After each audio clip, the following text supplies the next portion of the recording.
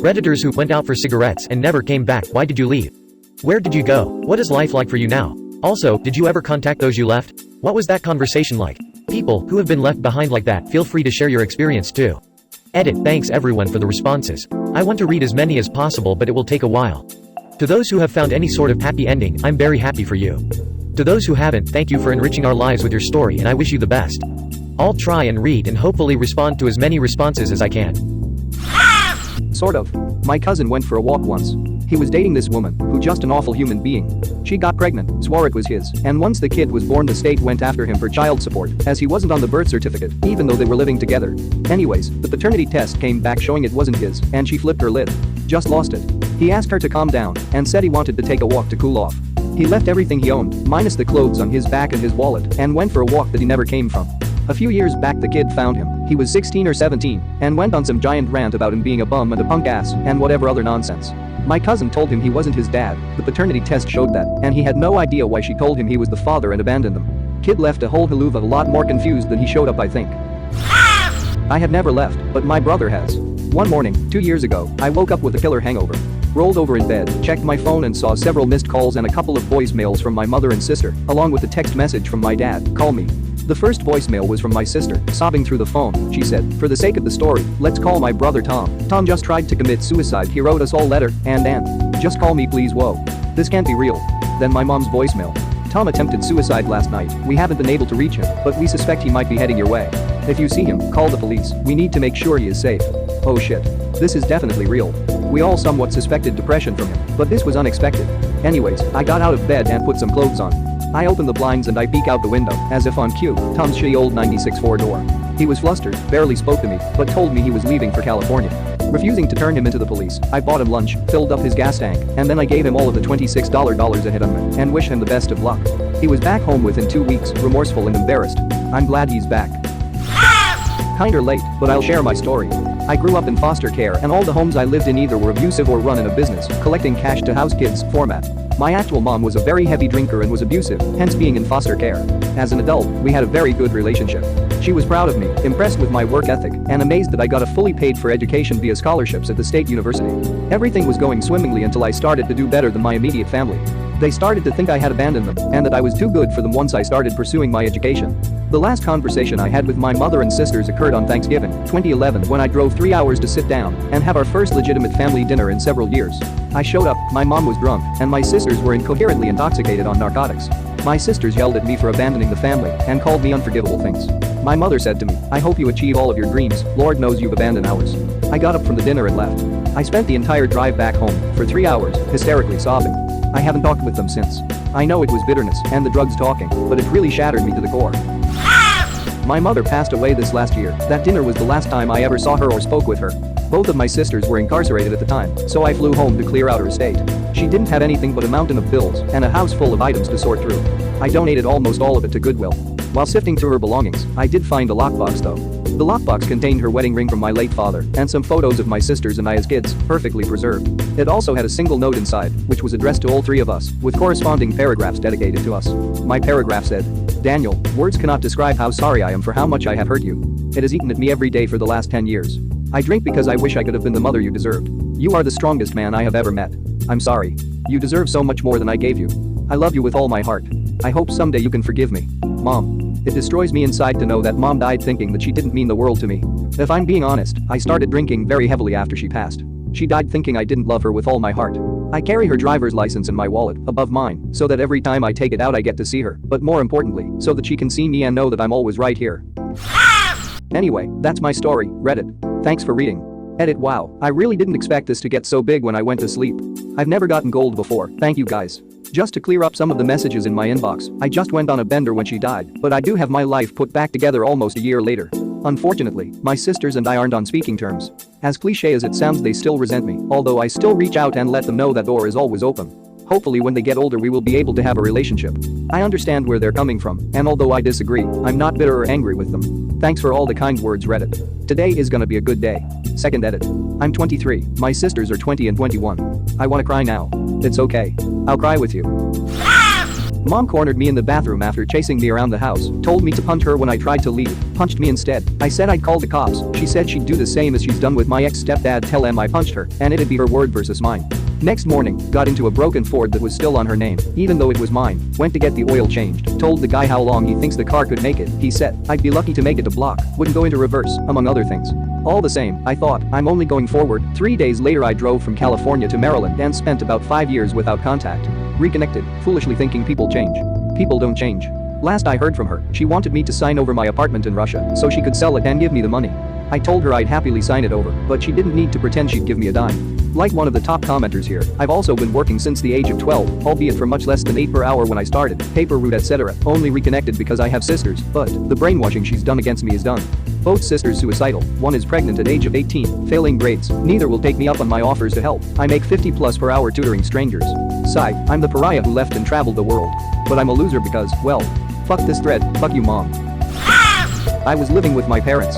I was 17. They told me to leave, then tried to stop me from leaving. I have been in an abusive relationship with my mom and my stepdad for years. Friends helped me load the car that was 12 years ago. Never been back. Do you still keep in touch with the friends?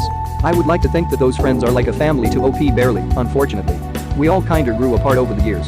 Don't leave us hanging OP. Haha, unfortunately, no I don't. I haven't spoken with them for years. We all went our separate ways. But I do currently have some equally awesome friends who are like family to me. I'm sure they remember you fondly. When I was a kid I didn't think I would ever lose touch with my best friends, but I have, and I have new friends. I don't regret anything, but I do cherish the time I spent being close with them. Also Facebook lets me see what they're up to, except the ones I couldn't find on it. It makes me happy to see them doing well, but somehow seeing acquaintances doing well irks me. Why did I friend you people? Yes, I have most of them on FB, but rarely message them. I was living with a very mean and controlling girlfriend.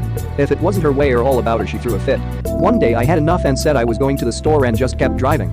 I literally drove for 12 hours and showed up at a friend's house 5 states away and asked if I could crash on his couch. I called my boss and said I wanted to quit work. He was pretty cool about it, he knew my girlfriend and actually set me up with a job in my new city. I have never spoken to my ex since. Soon after my relocation I met my now wife and I could not be in a better relationship. Best thing I ever did. Definition of good guy boss right there. Good for you man. Yeah, that guy's worth staying in touch with. Sent him a crate of wine once in a while. Lived in an abusive house with my mom.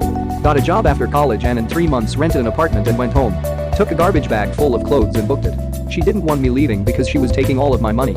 She would take my car when I didn't pay her my full paycheck. I had to resort to pulling fuses when I parked because she would hide my car on different streets, trying to get me fired. Even in college I had finals to graduate and took my car, and I had no way to get there. Had to rent a car just to take my finals. God, the stories I could tell anyway. Waddled in the apartment with my garbage bag and nothing else, slept on the floor and for the first time felt peace. Now have a decent job, house, wife and a kid. Edit. Since there is a lot of interest in my story I'm open to questions. Edit 2. You can also ask on this casual AMA ask away. Parents were split and hated each other and would always put me in the middle. The drugs and alcohol they were both doing didn't help. Got kicked out of each of their places and went back and forth over some shitty circumstances involving them wanting all of my money to live with them, then playing the guilt card on each other that they took me in when the other kicked me out. Got a steady retail job that I had to work 6 to 7 days a week at odd hours to get full time. 2 weeks before Christmas mom said her place wasn't a truck stop and I couldn't come and go at all hours of the night and that I had to leave. Heard similar from her before and didn't want to go to dad's again, so I called some family and they all refused to take me in because my mom had called and told them I hit her. Since I was still in the same house I told her she was a horrible person but an even worse mother and left. Grandma knew parents were crazy, so she helped me as much as she could. Still get phone calls, emails, Facebook messages asking me when I'm going to stop being a bitch so we can be a family again. Have seen both since. Invited some friends through Facebook to things that they in turn invited my parents to. Finally nutted up and told them both to get the fuck out of my life.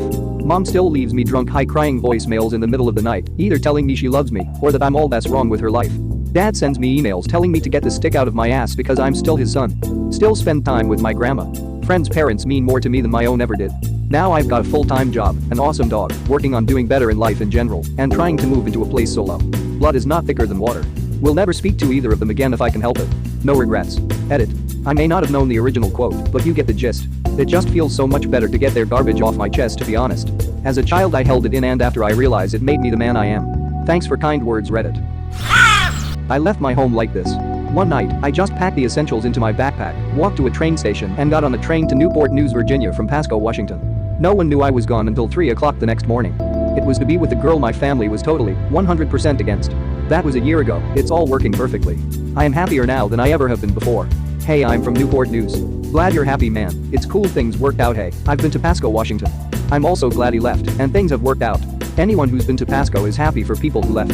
Good Mexican food and the state HSXC championship are the only things there. I don't know if this counts, but when I was about 19 I was in a shitty position. All of my friends were doing meth regularly. I had put out thousands of dollars to bail friends from jail and to try to help them out. The girl I was dating was lying to everyone she knew about our relationship. My uncle called me in the middle of all this and offered me a job on the other side of the country. I had my car packed and was headed there within 12 hours. I heard from the girl I was dating about 2 weeks later. She called crying, telling me she went to my house and I wasn't there and wanted to know where I was. I told her I had moved and she told me it wasn't my choice to make, that I should have consulted her. I never heard from any of the people I had considered friends. I heard some of them went to jail, some had kids, some disappeared. I moved back to the town I left about 5 years later, and everything has been relatively okay since then. Sometimes I see people I used to know, and sometimes they recognize me. But mostly I keep to myself and spend time with better people than those I left years ago. I think this is great. I have seen so many situations like this, including in my own life, and I can totally empathize with investing in friendships with unsavory people. It happens so often. You meet someone. You have a few laughs, they have issues, but you're a nice person and willing to overlook that. Suddenly they need your help, again you're a nice person and you help them. And then they always need your help but they hang out with you from time to time, so you want to continue to be a nice person and help them. It always happens so gracefully until you need their help with something and nobody's there. I think you're amazing for getting away from those folks. Thank you for your kind words. At the time it super sucked to leave people I wanted to care for and to have care for me. When all is said and done, I couldn't be made a better choice for my own life to move forward. The people I left never had my back and at one point one of them burglarized my mother's house. They took a ton of older video games and presumably sold them for drug money. Nothing else was ever noticed to be missing, but who knows. The friends I have now are the kind of people you always hope for. Throw away for good reason. I've always lived in an abusive home, both mentally and physically, and never saw a proper way out. I started working at 14 years old in a convenience store for $8 an hour and hid all of the money I made in a locked container in a nearby wooded park area. I did this because my parent would have taken my money if they knew I was working at all. By the time I turned 18 I had close to $10,000 saved up and had finished high school. I was supposed to start university that year, but early on in the summer I waited until my parents went out to work, found and took all of my documents, unenrolled out of the university program I was supposed to be in and left. I took a bus to Alberta and I've been living here since doing labor. It's been a year and a half and they haven't searched for me yet, not that I'm aware of at least. How is my life now? I'm poor, barely getting by, but at least I'm living alone and happier than I was before. Edit. First of all I want to thank all of you for the kind words and support that you've written to me in this thread. Originally I wasn't even going to write this because every time I think about it, it brings me on the verge of tears. It's definitely something I try to avoid discussing in real life. Reading the comments reminds me that Reddit has a great community. I didn't walk away from my family, but I did cut ties with them. My parents divorced when I was very young, and my dad was sort of a deadbeat dad type. My mom had to fight him for every last penny of child support. Honestly, I think she jumped at the opportunity to get away from him, but she was raising 4 children on her own. My oldest sibling was 9 years older than me and was my father's little spy. He would tell her nasty things about our mom, all my other siblings too. Not me because I fought back, thus I became the scapegoat.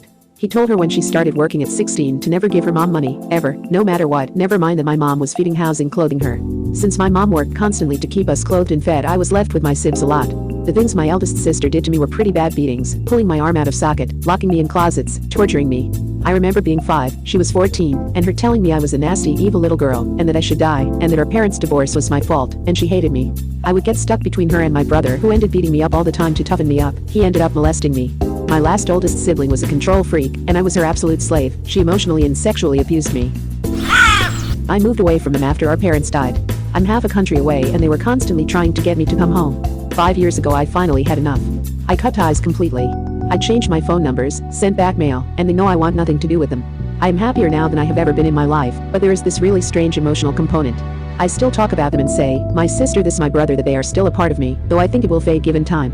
I was thinking today, strangely enough, if I could see myself reuniting with them in 5, 10, 20 years from now, and I am quite content to never see, hear from, or about them again, but damn it. I can't just let them go from my heart and mind. I feel proud of you for putting yourself first and protecting yourself from those people. We can choose new family, better family. Our friends become our family. The phantom emotional pains will fade with time just as their control over you has. By leaving your abusive siblings, you have taken back your power from them. I wish you the best on your journey of healing. Left my family close to 5 years ago to move to California to start a new life.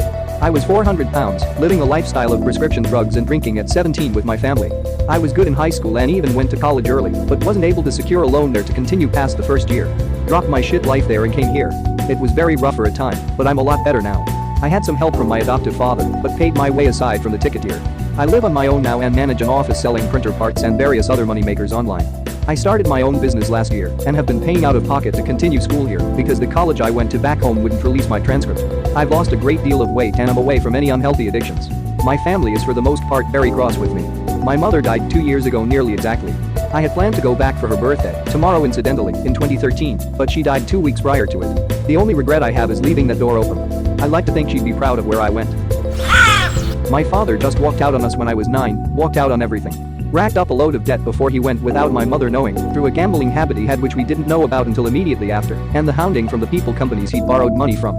Some of them were the kinds of people you didn't really want to owe money to, and the next few years were kinda rough. To add to that, my mother got sick around the same time and ended up unable to leave her bed for a few years. I think the illness was caused or at least exacerbated by the shock of his leaving. Not going to lie, it was really rough. I ended up getting homeschooling as they were afraid that he'd show up and pick me up from school one day, and after a little while of that my confidence was so drained that I avoided school as much as possible. Police were looking for him and eventually found him after a year or two in a town 200 miles away, but he didn't want to get in contact with anyone, and nothing came of it. He was an ex-policeman, so I guess he knew what to say, or something. Then a few years later we got a phone call from a lady who had found his address book, informing us that he had died, and she was looking for his next of kin. It ended with us traveling to where he had been staying, to find an elderly lady he was basically bleeding dry financially. Some of the stories he'd been spinning to manipulate people were incredible. People there thought of him as a hero. He told them about how he'd started a new life after nursing his sick wife with cancer until she passed away. How my brother had been inspired by his story and was working as a doctor abroad, and in his fantasy I had never actually existed. I can't really say I'm angry about it. I grew up afraid that I'd end up like him, but I think when you're exposed to something like that as a child, you can either see it as an example of how to live, or you can look at it and do everything in your power to avoid becoming it. Thank you very much for watching. Don't forget to subscribe and like this video. Tell me what you dislike or love about this video, so please comment below and hit the bell icon so you're notified anytime a new video is released. This is a WeCrow Media production.